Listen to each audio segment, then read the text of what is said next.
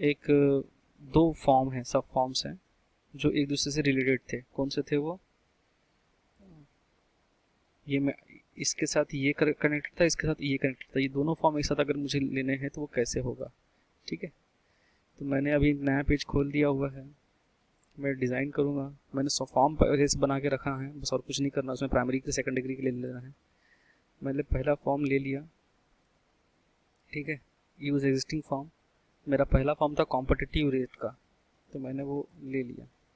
अब वो पूछ रहा है इसका प्राइमरी की और सेकेंडरी की डिफाइन कर दो स्टैंडर्ड आइटम आईडीज़ के साथ। इसका सेकेंडरी की कनेक्टेड था।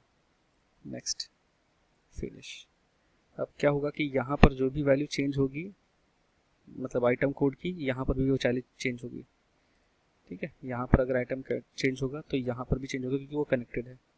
लेकिन जो ये वाला फॉर्म है, ये फॉर्म इससे कनेक्टेड है ना? तो इसका मुझे क्या करना पड़ेगा ना, इससे डायरेक्ट कनेक्टेड नहीं है। तो इसके लिए क्या करना पड़ेगा कि मैं यहाँ पर डिज़ाइन में जाके ऐड एग्जिस्टिंग आइटम करूँगा, और इसके साथ जो रिलेटेड टेबल्स हैं, रिलेटेड टेबल्स में कौन से हैं आइटम्स, एक ये इसके प्राइमरी की सेकेंडरी की, ये तो कनेक्टेड हो चुका है, फिर भी मैं ले लूँगा एक एक्स्ट्रा के लिए कि कोई गड़बड़ ना हो। देखिए बाहर आ गया, इस तरह से ले लेना।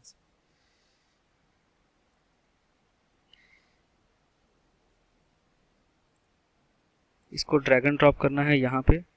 ठीक है, और इसके साथ अभी कॉम्पिटिटिव रेट लिस्ट, ये दोनों को चाहिए। ये तू भी इधर आ जा और तू भी इधर आ जा। अब ये दोनों आने से क्या हो गया है कि मैं अगर सब फॉर्म लूँगा तो उसके पास कोई एक रेफरेंस रहेगा कि मैं कनेक्ट किससे करूँ, राइट ना? तो देखिए अभी यूज़ एग्जिस्टिंग फॉर्म लूँगा मैं, और कौन सा था, लोवेस्ट का था। ये मैंने सिलेक्ट कर लिया, नेक्स्ट ले लिया। अब देखिए ये स्क्यूल आ रहा है। अब ये पूछेगा कहाँ से दूँ, तो क्योंकि फॉर्म की प्रॉपर्टी स्टैंडर्ड आइटम से है, ये पूरे फॉर्म की प्रॉपर्टी आइटम कोड से थी, तो इसलिए यहाँ पर लिया उसने। लेकिन क्योंकि हम लोगों ने आइटम डाला हुआ है, ये देखिए यहाँ पर नीचे आया है। अब कॉम्पिटिटिव रेट की प्राइमरी की, कॉम्पिटिटिव रेट लिस्ट की लो फॉरेन की से कनेक्टेड है। एसक्यूएल ले लिया, नेक्स्ट, फिनिश। ठीक है,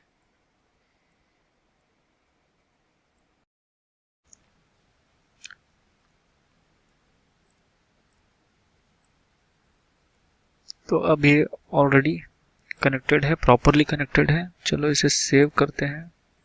इसे हम फॉर्म व्यू में देखते हैं, राइट। ये पेज 1, पेज 2, पेज 4, ये देखिए, है ना? अब मैं यहाँ से अगर चेंज करता हूँ तो पेज 1 में जो इन्फॉर्मेशन वो चेंज होगा, और उसके कारण लिंक जो भी है वो पहले ये चेंज करेगा और ये चेंज करेगा, राइट। तो हम लोगों ने इसके पहले जो सब फॉर्म में टेक्स्ट बॉक्स इस्तेमाल करके जो हम लोगों ने चेंज किए थे, जैसे मैंने यहाँ क्लिक किया तो ये चेंज हो, और अगर इसमें नेक्स्ट वाला इन्फॉर्मेशन पे क्लिक किया तो वो चेंज हो, ये चेंज हो, तो ये वाला वहाँ से आपके पास डाटा मिल जाएगा। अगर आपने उसे अच्छे से देखा होगा तो आपको डेफिनेटली ये यहाँ पर भी काम आएगा, राइट। और हम लोगों ने देखा था कि ये जो था ये सब फॉर्म व्यू में नहीं आ रहा, मतलब डेटा शीट व्यू में नहीं आ रहा था। तो वैसे ही कर लेना है कि पहले यहाँ से इसे डिलीट करना है, और वो फॉर्म व्यू में जाके, मतलब कौन सा था फॉर्म, ये आइटम मैन्युफैक्चरिंग, ये वाला है ना? तो इसके फॉर्म व्यू में जाके बस इसकी प्रॉपर्टीज में जाके इस फॉर्म की डेटा शीट व्यू में कर देना था। ठीक है, तो पिछली बार वीडियो में बहुत सारे एरर आ रहे थे और मुझे एक साथ दोनों टॉपिक कंप्लीट करना था, इसलिए मैंने ये कर दिया। नाउ अब इसके बाद जो टॉपिक है वो ये है कि यहाँ पर हम लोग अब एक कोडिंग करके सर्चेबल विंडो बनाए, जहाँ पर मैंने यहाँ पर आइटम कोड डाला और यहाँ पर पूरा एक लिस्ट बॉक्स में बताया कि ये पहले से आइटम अवेलेबल है या नहीं है, या डुप्लीकेट वैल्यूज हैं, ये सारी चीज़ें यहाँ पर होगी। बाकी आप देख सकते हैं कि मेरा ये अरेंजमेंट बहुत अच्छे से काम कर रहा है। उसके पहले मुझे थोड़ा सा इसमें आपको चेंज करना कैसे बताना, ये इम्पोर्टेंट था। तो मैं इसको डिज़ाइन व्यू में लेके जाऊँगा और इसकी प्रॉपर्टी शीट में जाऊँगा। अब यहाँ पर ये इसमें अदर में चले गए, यहाँ पर क्लिक करना ज़रूरी है, ठीक है। अब यहाँ पर पेज 1 लिख के आ रहा, राइट। तो यहाँ पर मुझे नाम दे देना है tb tab ctrl, tab control का नाम है ये, और ये क्या है, आइटम्स कोड। ठीक है, मैंने इस पूरे को कॉपी कर लिया। अब यहाँ पर फॉर्मेट में जाएं और इसका कैप्शन चेंज कर डालें। क्या है ये, आइटम्स कोड, मतलब वो पेज का नाम टैब कंट्रोल आइटम्स कोड था और इसका सिर्फ कैप्शन क्या कर दिया हम लोगों ने कि आइटम कोड ले लो।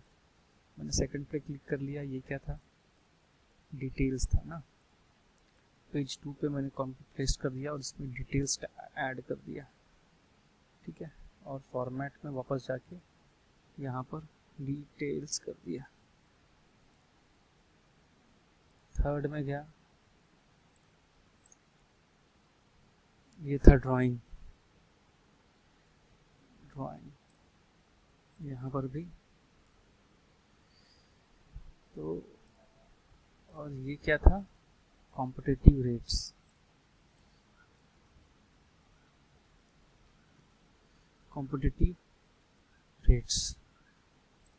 और यहाँ पर मैं पूरा नाम लिखूंगा।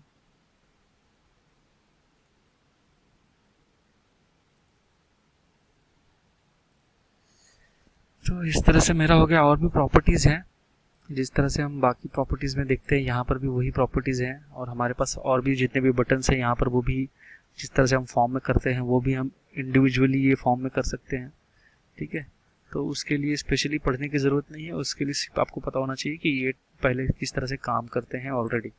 राइट, तो मेरा यहाँ पर जो सबसे इम्पोर्टेंट फैक्टर था वो कंप्लीट हो गया कि मुझे बजटरी ऑफर्ड के लिए सिंगल पेज में सारी इन्फॉर्मेशन चाहिए थे, प्लेस ऑर्डर के लिए सिंगल पेज में सारे इन्फॉर्मेशन चाहिए थे, सर्च डिटेल्स, सर्च एंट्री में सिंगल पेज पे सारे एंट्री चाहिए थे, और आइटम कोड के साथ मेरे पास वेरिएबल ऑप्शंस हैं, तो इसीलिए मैं उसे एक टैब कंट्रोल में लेके चले जाऊंगा। मैं मेजर टाइम पे मैं इसे प्रिंट आउट नहीं लूँगा इसका। ठीक है, और इसीलिए मैंने इसे कर दिया है। अभी इसमें मैं सिर्फ टेक्स्ट बॉक्स बनाऊंगा और सब फॉर्म का मतलब सर्च डिटेल्स का जो मैंने ये फैक्टर किया था कि यहाँ क्लिक करता तो ये वैल्यू चेंज हो जाती थी, यहाँ से सर्च करता तो वो वैल्यू आती थी, तो ये चीज़ मैं यहाँ पर करूँगा। ठीक है, वो आप भी कर सकते हैं।